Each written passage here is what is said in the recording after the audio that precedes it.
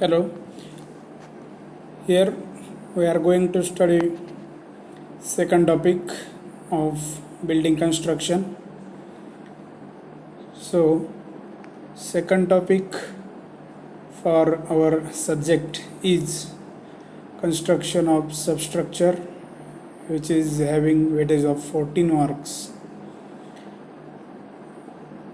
The course outcome of this topic is propose suitable type of foundation for building structures. That means after studying this particular topic, you should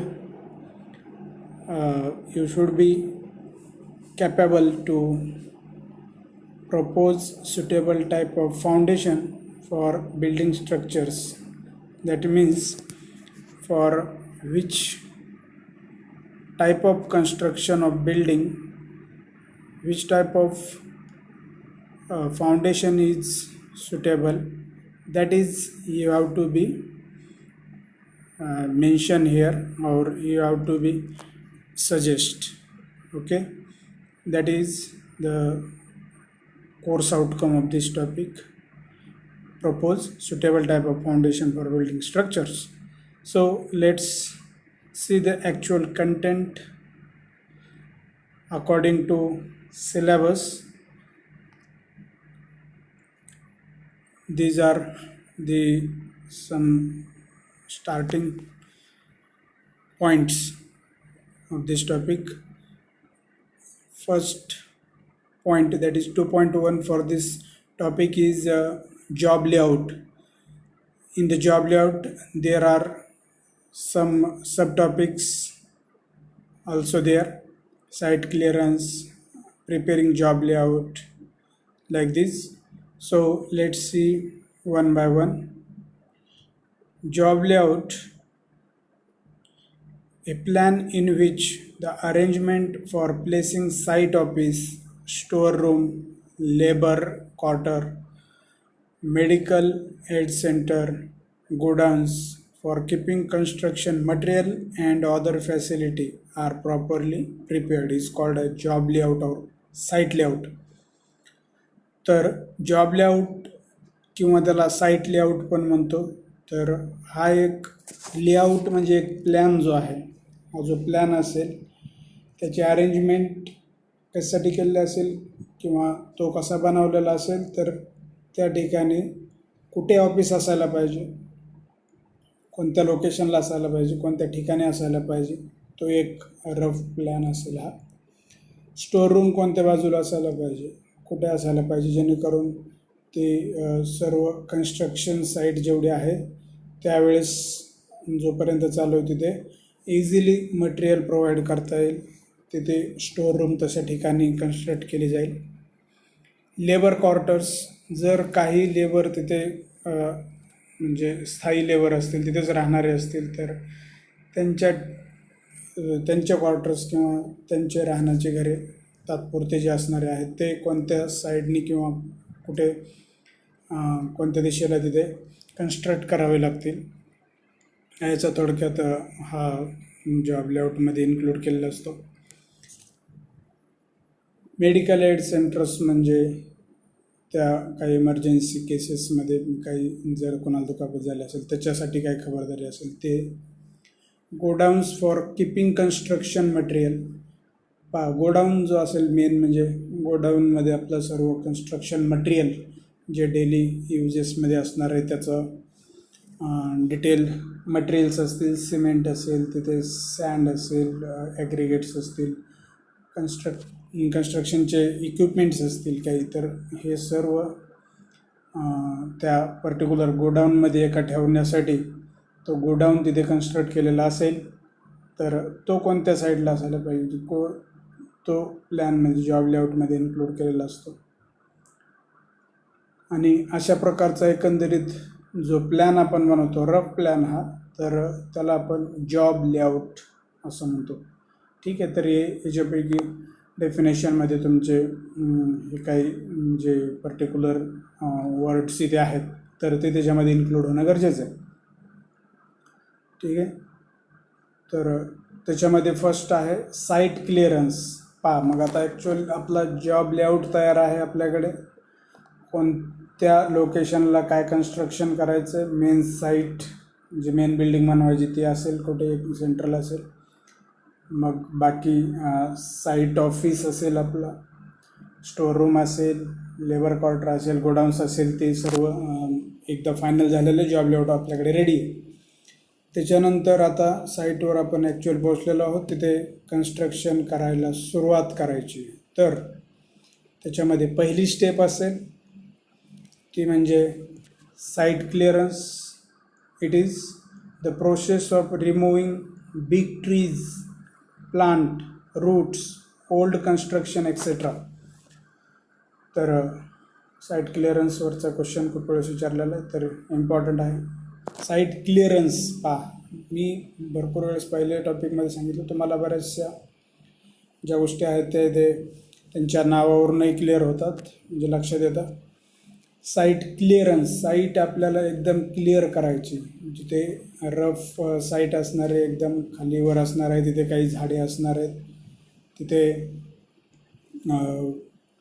काही plant असतील, मोठे झाडे असतील, काही जुनं construction होऊन पडलेलं तसंच काही मटेरियल पडलेलं असेल किंवा जे काय असेल, तर साईट त्या ठिकाणची नवीन कन्स्ट्रक्शन आपण सुरू करतो आहे तर एकदम क्लिअर साफसफाई करून घेणं गरजेचं आहे.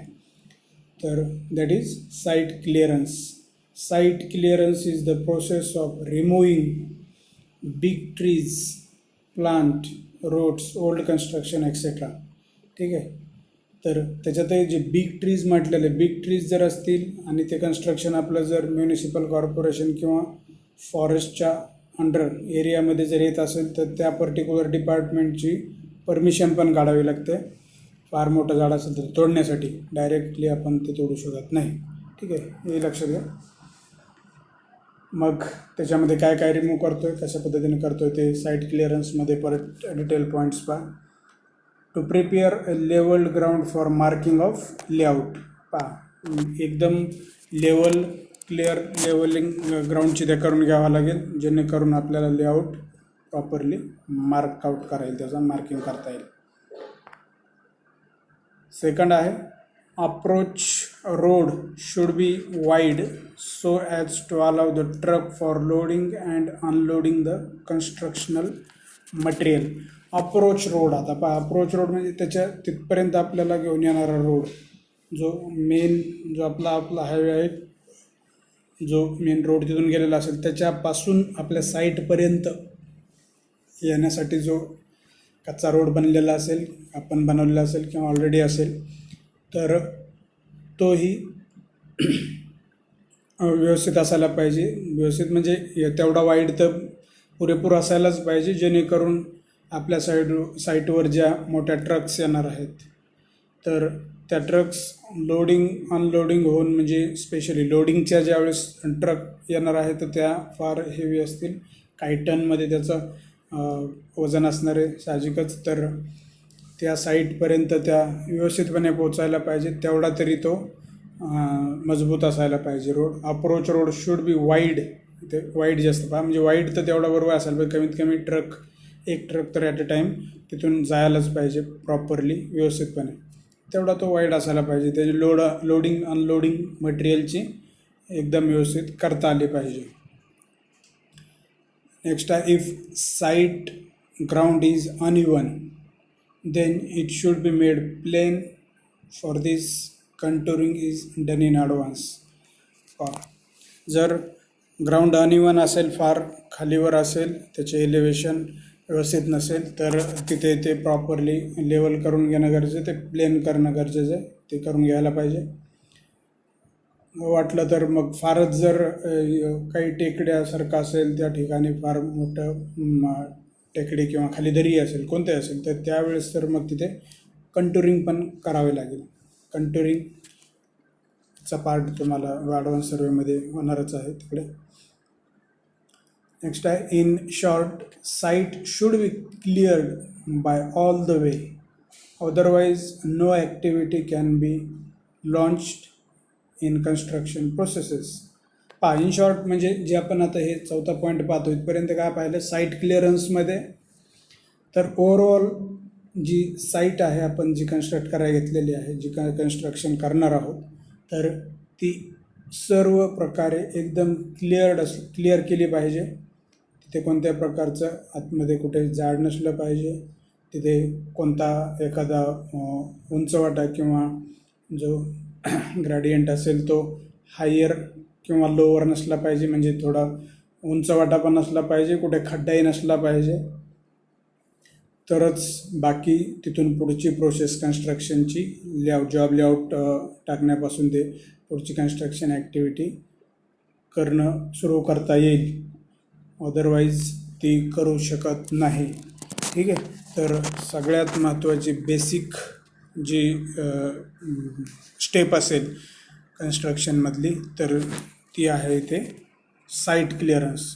तर साईट क्लिअरन्सबद्दल आपण डिटेल पाहिलं. जॉब लेआउटची डेफिनेशन पाहिली. स्टार्टिंग पहिला पॉईंट आहे आपला जॉब लेआउट, आणि जॉब लेआउटमध्ये सब पॉईंट आहेत हे. मग साईट क्लिअरन्स, पुढे प्रिपेअरिंग जॉब लेआउट.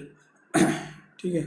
तर त्याच्यामधला आपण थोडाच पार्ट पाहिला व्हिडिओमध्ये इथे पाहतो. हा जॉब लेआउटमध्ये जी डिटेल डेफिनेशन दिलेली ती पहा. साईट क्लिअरन्समध्ये काय सांगितलं ते, site clearance is the process of removing big trees, plants, roots, old construction etcetera. आणि साईट क्लिअरन्सच्या डिटेल. साईट क्लिअरन्स हा नोट्समध्ये म्हणजे लिहिण्यासाठी एक्झाममध्ये पहिल्याच क्वेश्चनमध्ये खूप वेळेस क्वेश्चन आलेला आहे, तो 2 मार्कासाठी असतो तो. ठीक आहे. तर इथे साईट क्लिअरन्सचाच पार्ट लक्षात घ्या. नेक्स्ट पार्ट आपण प्रिपेअरिंग जॉब लेआउट हा नेक्स्ट व्हिडिओमध्ये पाहूया. So thank you.